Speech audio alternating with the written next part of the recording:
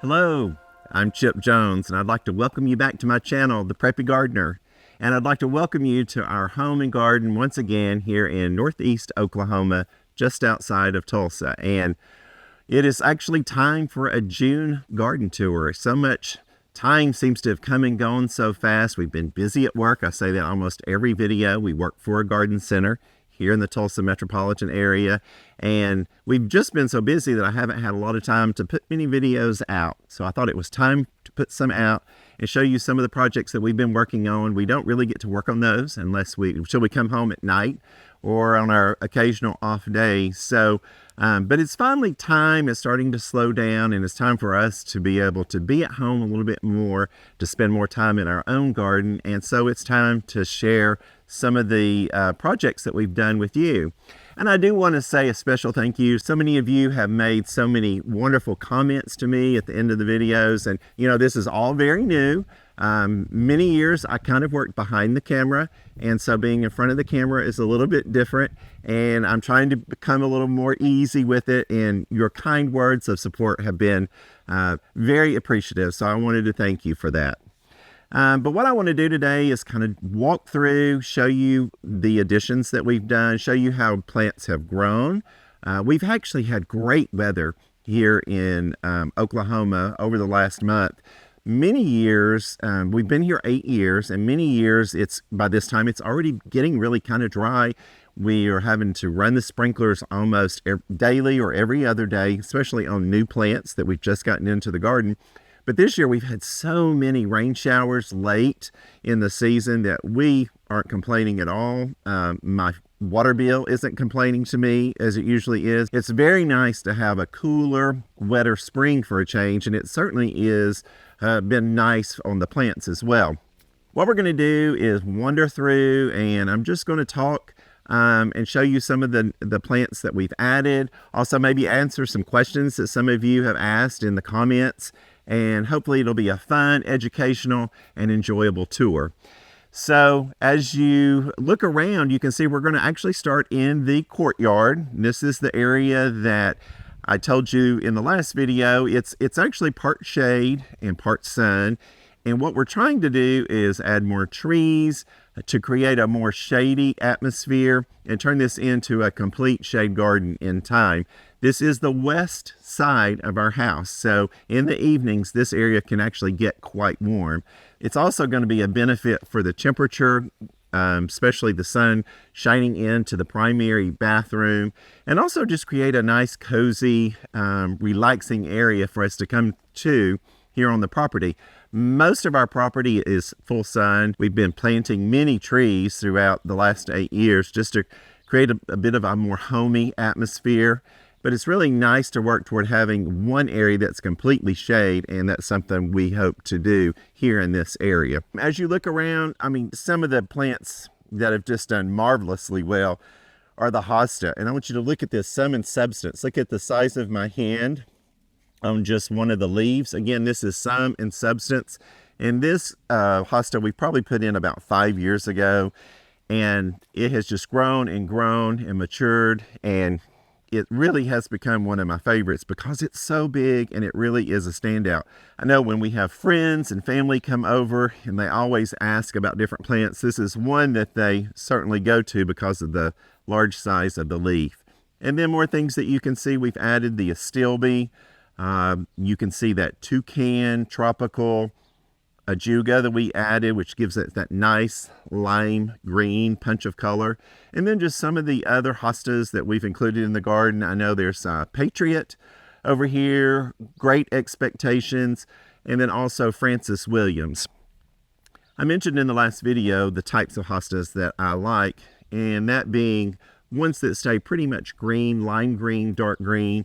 I stay away from hostas that have any white in there. I just like a little bit more of a kind of easy color transition instead of a stark white leaved hosta. My eye seems to go to those more often than ones that are just plain green or more of a subtle green. So I appreciate having these in a little bit more of a harmonious palette as you see as you look across. And then probably the biggest difference you're going to notice is this complete side. When we started this spring, we had not really planted much of anything over here. So we've been adding trees to create more of a shade area, and those have actually taken off quite well. So now we've come in with lower plants, some being these Japanese maples. This is an Emperor 1 Japanese maple, a great small understory type tree that has this beautiful reddish foliage. And that's kind of one of the ideas that when I started adding plants to this garden, I decided to bring in a little pop of red. Everything was looking a little green, and it's always hard to bring in very many blooming plants when you have a shade area. So it's nice to bring in red foliage plants to give you some of that color variation in the garden. Another one that we've added this year, as you can see, is this mahogany splendor hibiscus. It's an annual for us here, but by the end of the season, it gets about 4 feet tall and 4 feet wide. It's so easy to take care of.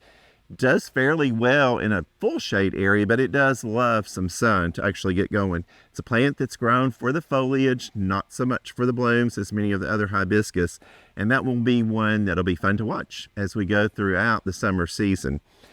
And then, of course, we've finally planted the containers here. We have these induce pots, which I absolutely love. These are some of our best-selling pots out at the nursery.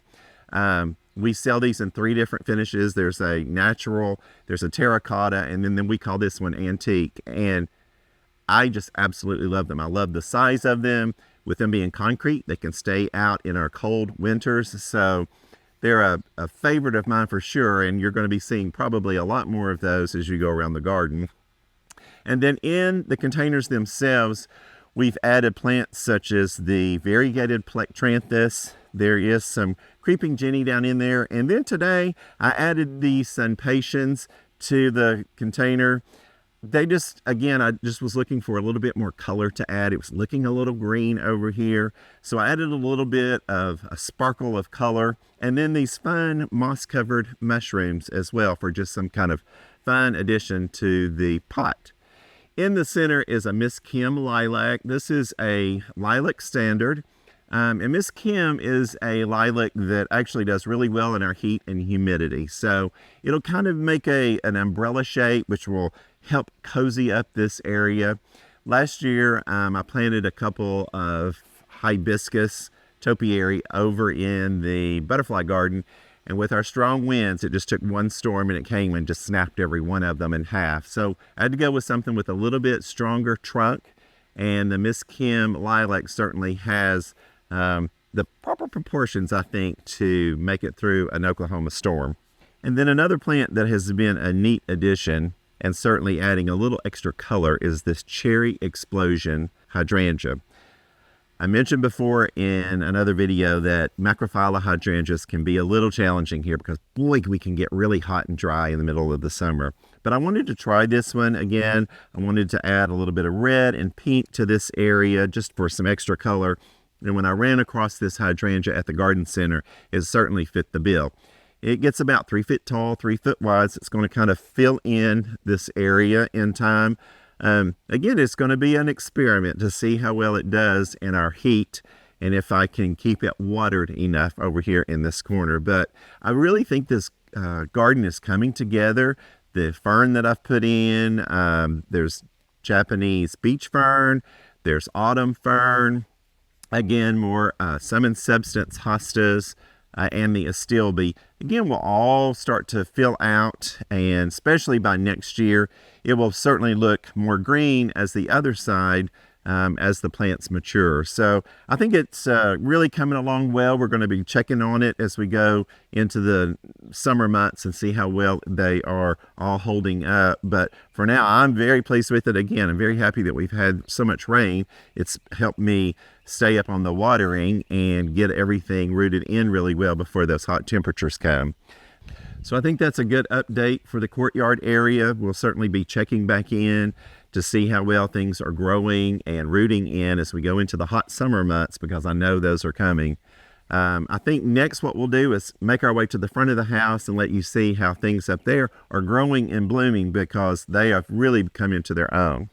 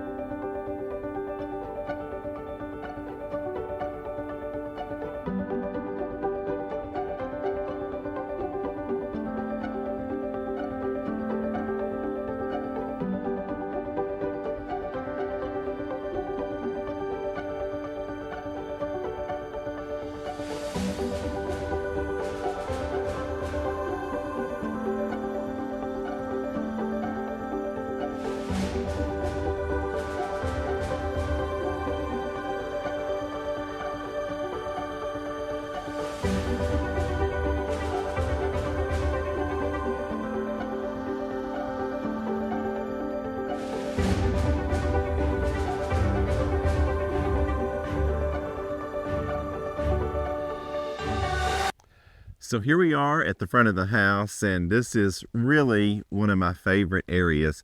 I think it's simply put, it's one of the lowest maintenance areas of the house. I absolutely love these salvias, and I had a lot of questions on these after the last video we had.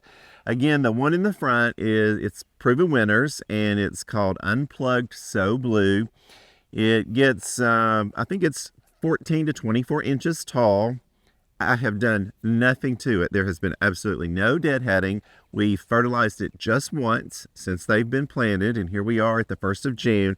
And as you can see, they're just absolutely covered in blooms, and the butterflies just jump around on them all day long. And then probably what I call their sister plant is the taller variety, which we have that runs along the side.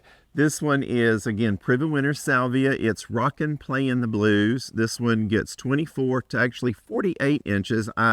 Most of the time, by the time mine get that tall, they start either kind of falling over just a little bit. A lot of times we give it a haircut, because once you trim them back just a little bit, they will invigorate with so many more branches. But it's so hard to trim them when they look this beautiful. Again, we have not done any trimming to them at all. We've just been watering, and they've only been fertilized one time this season, and they're absolutely beautiful. So you have the one that's 12 to 24 inches down front. This one's 24 to 48 inches here in the back, and they just perform all season long. And then in front is my favorite skyscraper salvia. We did the pink this year, and that is a hummingbird favorite. We have not trimmed those back. It's probably about time for a little bit of a haircut.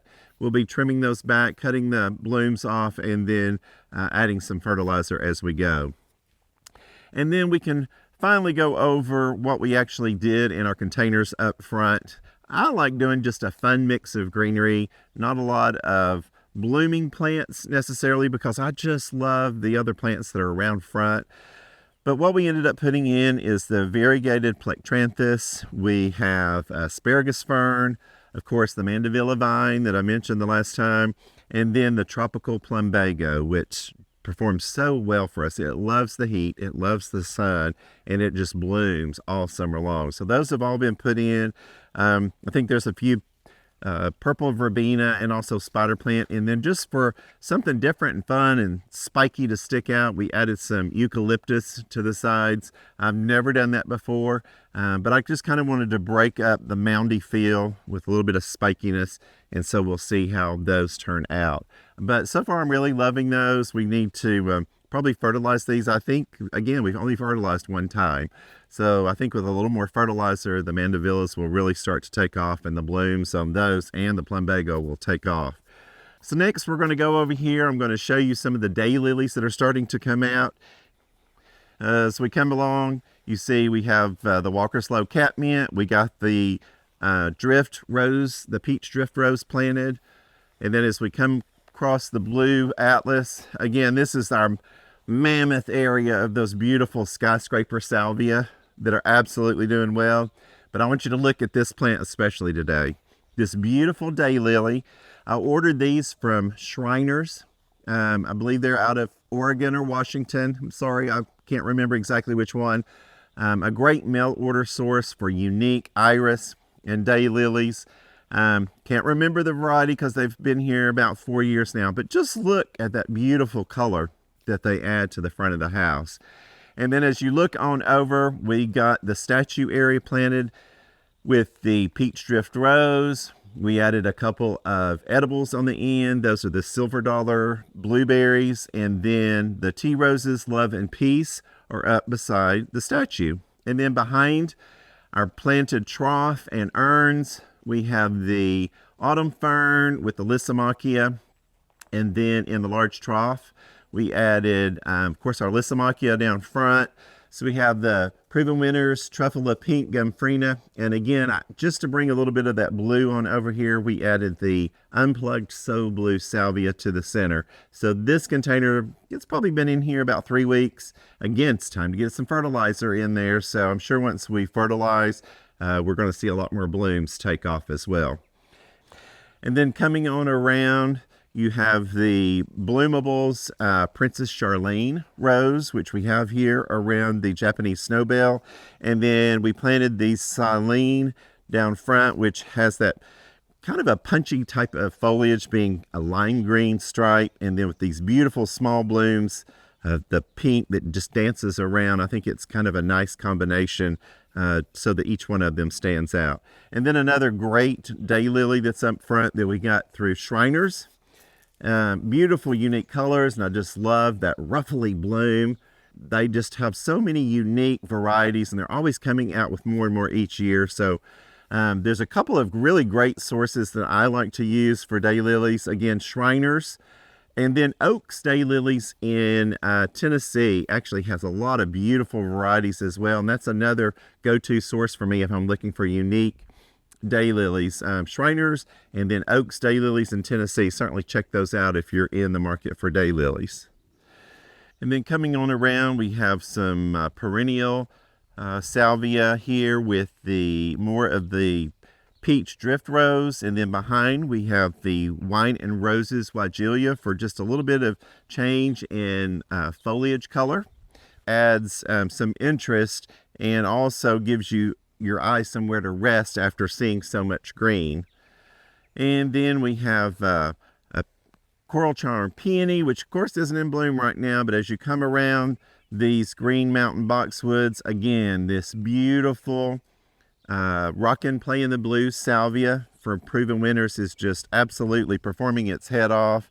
And then coming on down, we have lamb's ear, which of course is something so easy to have in the garden, always a great border plant to have, along with Walker's Low catmint, liriope, and then a fun plant to me that not a lot of people use in landscape is this purple heart.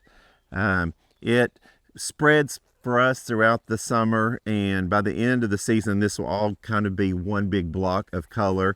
Again, it's a great change in foliage and color, and certainly will become a huge accent as the season goes on from here. So moving on from here, I think we're going to move over to the upper berm. We've got so many beautiful pollinator plants in bloom, so let's head over that way next.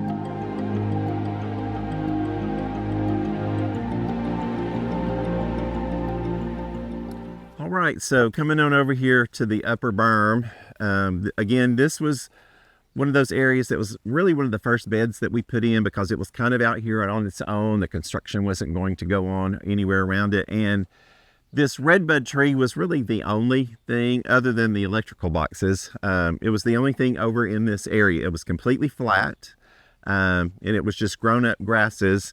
So we bermed it up. We brought in a lot of compost and soil. And again, this was the first bed where we started to experiment living here on our new property. And I think it's absolutely come together so much better than I even thought it would.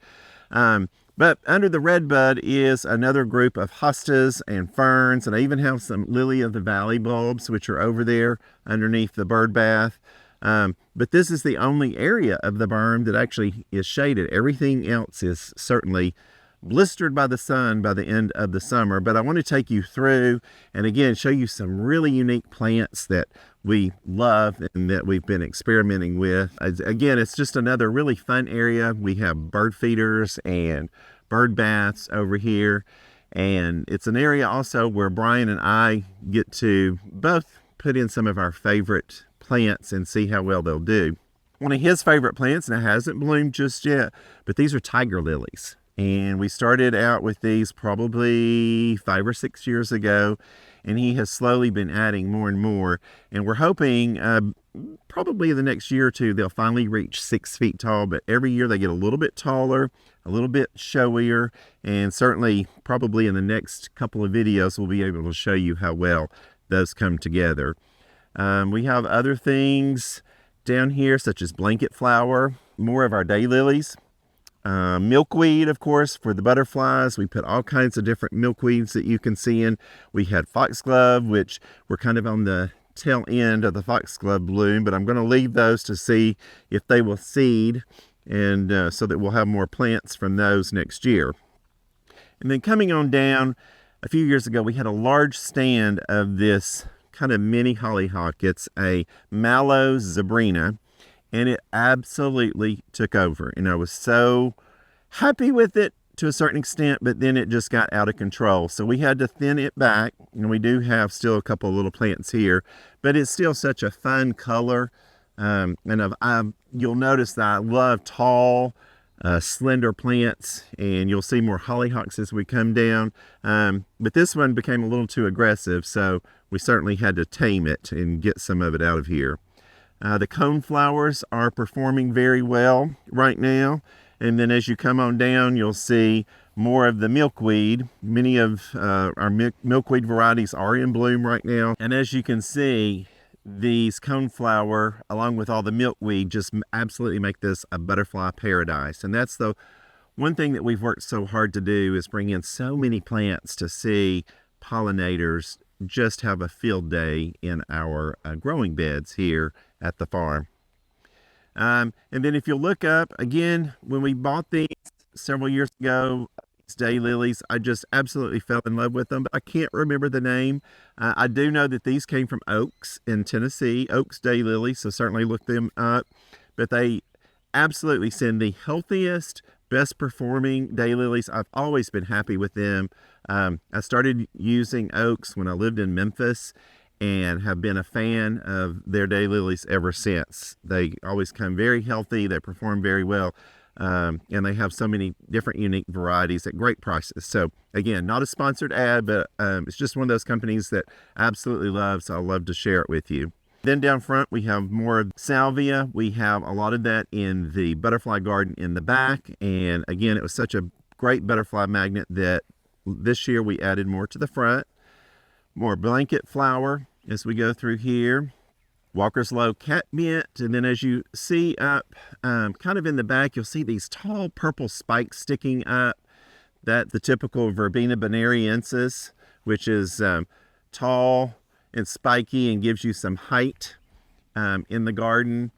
And it's just one of those plants I've had for years and years, and I can't imagine having a garden without it. There's so many different species of that out now, but this is certainly the old-fashioned type. Gets nice and tall, and it's one that I love to have here in the garden.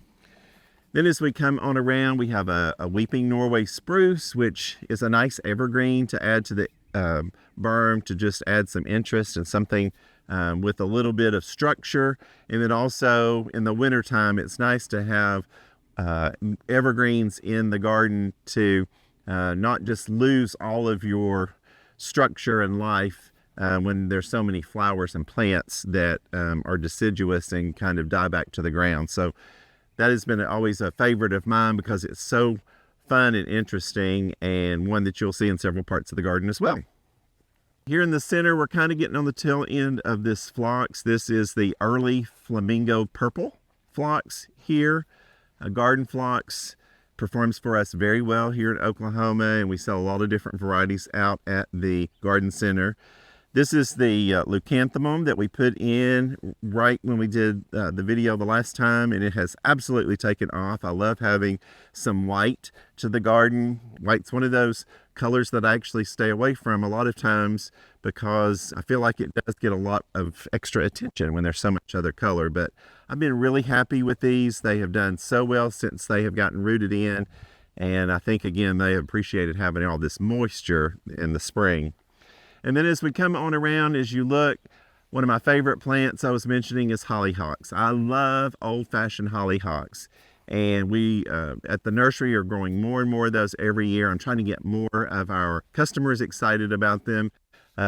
Again, this was one of the mix. You don't exactly know what color you're going to get, but I love kind of that pinky raspberry and that light pink in this garden. I feel like it works really well. So coming on down, you'll see more daylilies, and then if you'll notice, the clematis is actually putting out another round of blooms. This is a great white clematis, and I think again having that white leucanthemum and the white clematis, that color echoing back and forth, is nice to have.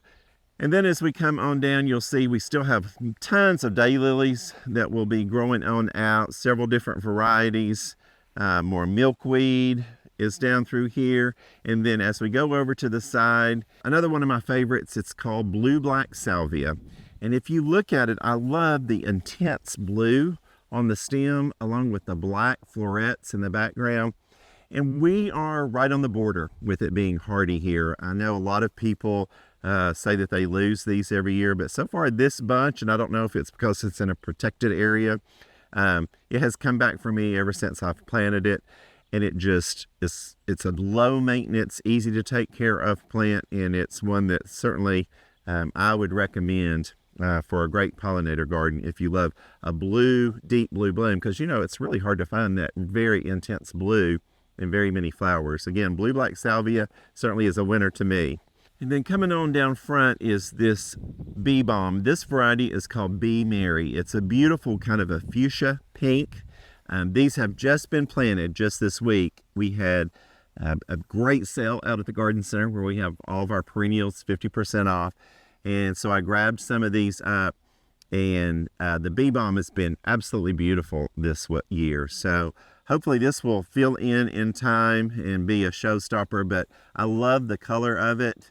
And I needed something to just add a little more color here at the very end of the border.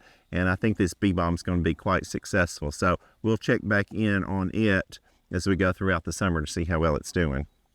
So I think next we will head to the back to see kind of the pièce de résistance, the pollinator garden that I've worked so hard on. And I think you're going to really enjoy what you're going to see this year.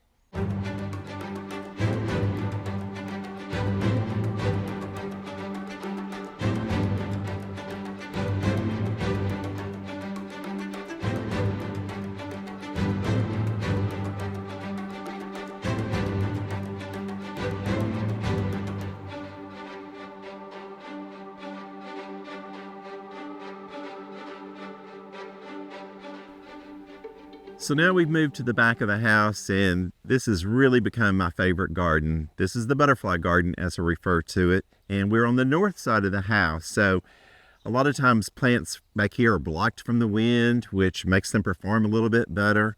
They're blocked from the heat sometimes, which helps them perform a little bit better. So sometimes we put a few more sensitive plants back here that we don't actually put up in front, and they are absolutely performing so well this year. Some of the plants that we have back here is one of my favorite old-fashioned plants that I've seen for many years. My grandparents had this. It's Lychnis or Rose Campion, a great perennial to have in the garden. It seeds in the garden, and you'll have plants year after year once you have this plant in there if you want it. But it is easy to discard and take out if you don't. It doesn't seem to get too crazy. Again, one of my favorites from years past. And then down front we have things like echinacea, and you can already see the butterflies flying around getting their pollen on the echinaceas this afternoon. And then down front is a small patch of that passion fruit lantana, which has been a favorite for me this year.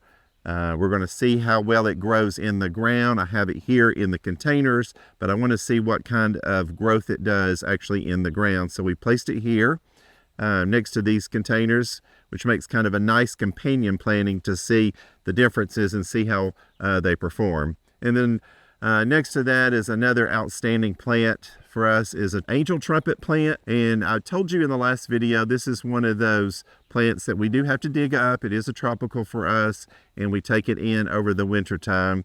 This one being a pinky peach color, another great hummingbird plant that I've seen many of the hummingbirds go to with this trumpet shape, welcoming them in to come get their pollen.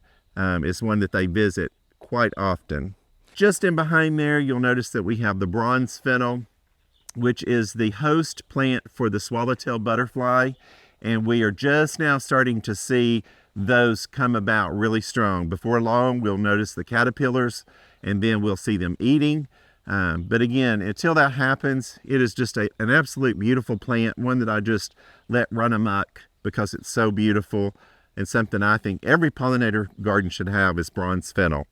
Down front, another beautiful daylily, this one from Oaks Daylilies again, a beautiful pinky rose color with a deep rose throat, and performing very, very well. And I think it's a nice punch of color to where you have all this darker foliage from the bronze fennel in behind. And then down front, another patch of that leucanthemum that's absolutely performing very well now that it's gotten established. Well, since it's been a few weeks since we did the last video, we've actually missed a few things in bloom. I do want to mention the allium. They were absolutely beautiful.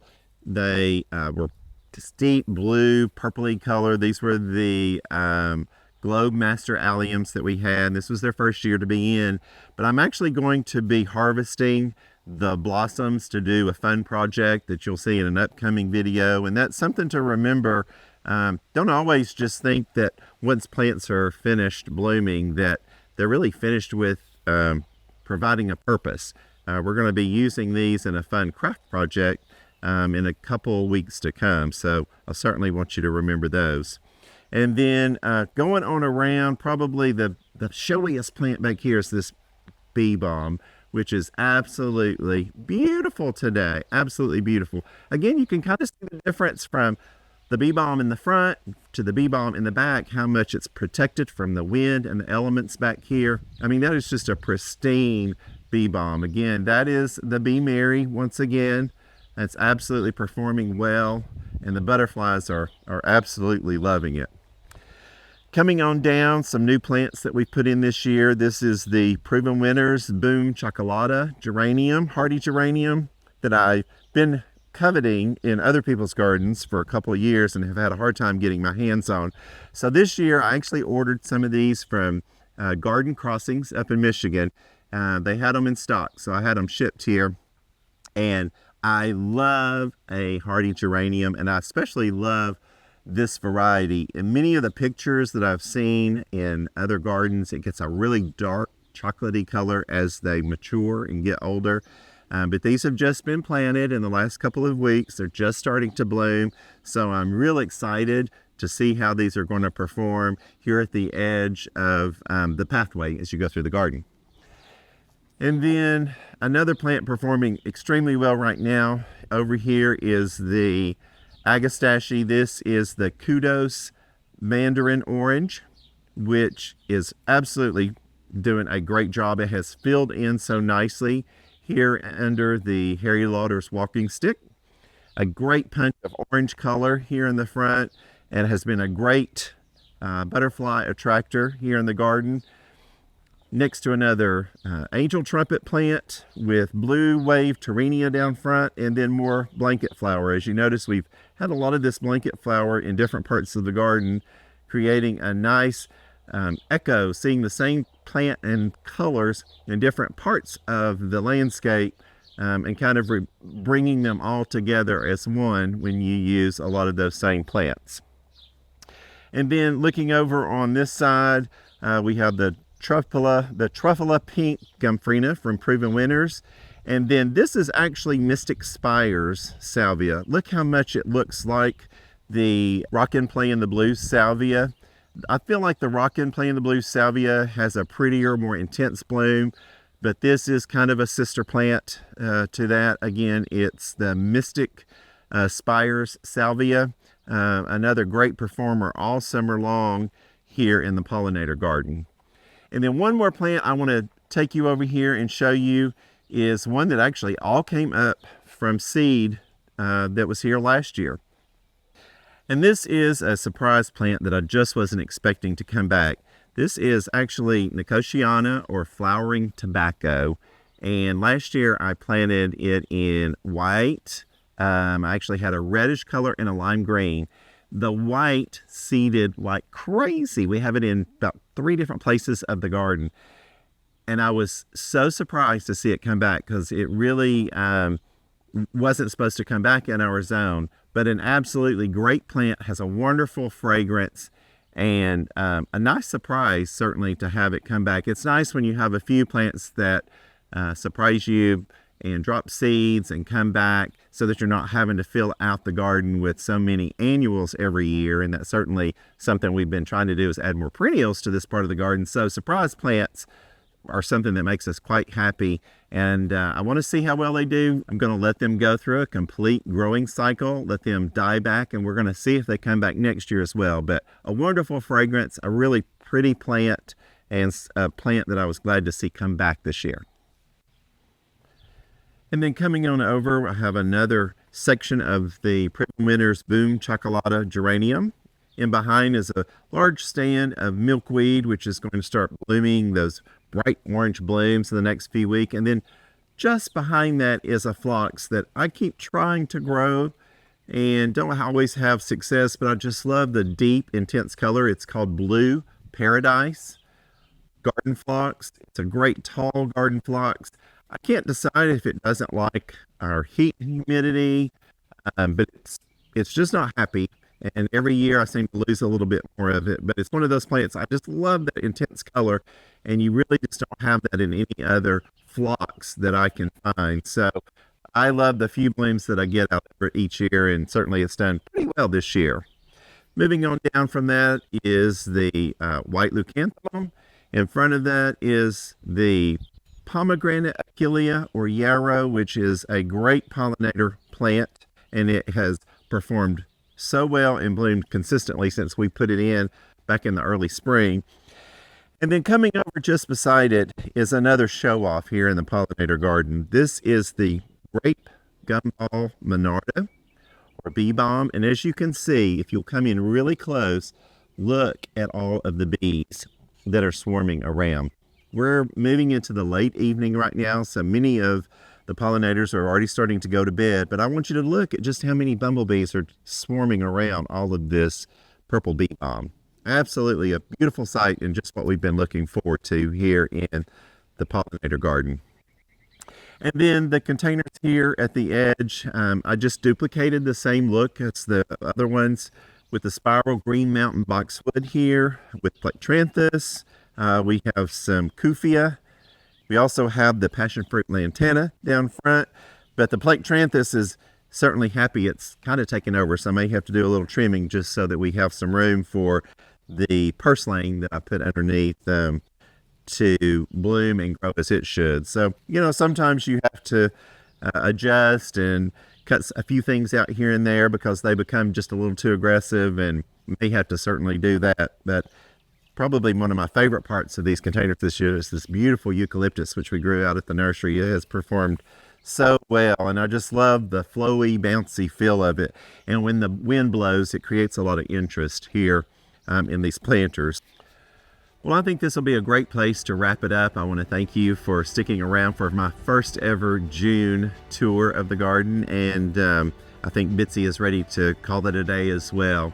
And again, I want to thank you for so many supportive comments that you've been sending my way as I'm learning how to put all of these videos together and bring you a lot of information along the way. And remember, if you liked this video, to be sure and subscribe, like, and follow me, the Preppy Gardener, and I'll see you in the next video.